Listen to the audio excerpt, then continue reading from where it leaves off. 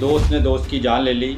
वो कहते हैं कि जो सोबत है, जो आपकी दोस्ती है, जो आपका हल्का अहबाब है, वो ऐसे लोगों को होना चाहिए जो आपसे एक आपके ज़हनी हम आहंग हों, आपके दुख-सुख के साथी हों।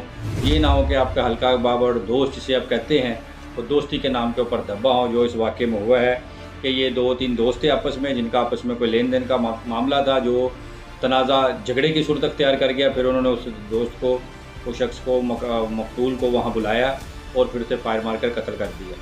बाद ज़्यादा जब उसका पोस्टमार्टम हुआ, जो रिपोर्ट सामने आई पुलिस की, डॉक्टरी की, उसमें ये हुआ कि उस मरने वाले के जिस्म के ऊपर तशद्दुद के निशानात भी थे।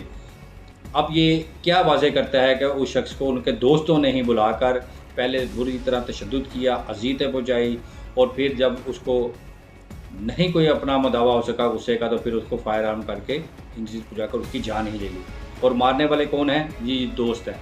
अब एक शख्स तो अरेस्ट है, जो इन्वेस्टिगेशन का हिस्सा है। दूसरा शख्स जो दोस्त है इनका, वो मंजर-ए-आम से गायब हो गया, जिसे हम उर्फ़-ए-आम में पुलिस ज़ुबान में इन्वेस्टिगेशन में मफ़रूर कहते हैं, इश्तिहारी कहते हैं। वो गायब हो गया।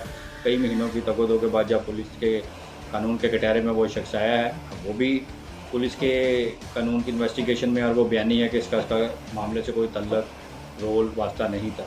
मगर कोई ना कोई बात तो थी, ये कड़ियाँ मिल रही हैं और ये एक मामला लिंक कर रहा है।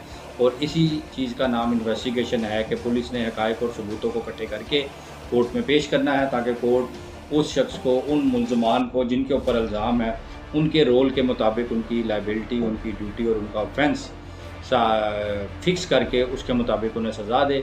अब एक शख्स है, उसकी जान गई है, जान लेने वालों पर इल्ज़ाम किस पर है? उसके दोस्तों के ऊपर है। और फिर उसे फायर आर्म इंजरीज़ हैं, तशद्दुद है। ये सारी चीज़ें जो सी हैं, सबूत और हक़ाइक़ जो सामने आ रही हैं, पुलिस उसे कलेक्ट कर रही है। और अब जो दोस्त पकड़ा गया है वो भी कानून के कटहरे में है, और एक शख्स पहले ही कानून के कटहरे में है।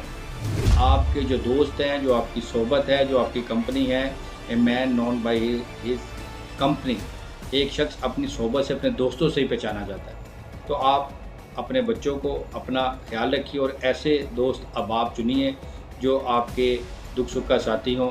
ऐसा ना हो कि छोटे मोटे मामले के ऊपर लड़ाई झगड़ा हो और फिर एक दूसरे की जान ही चली जाए। ये हमारे माशरे का अलमिया है।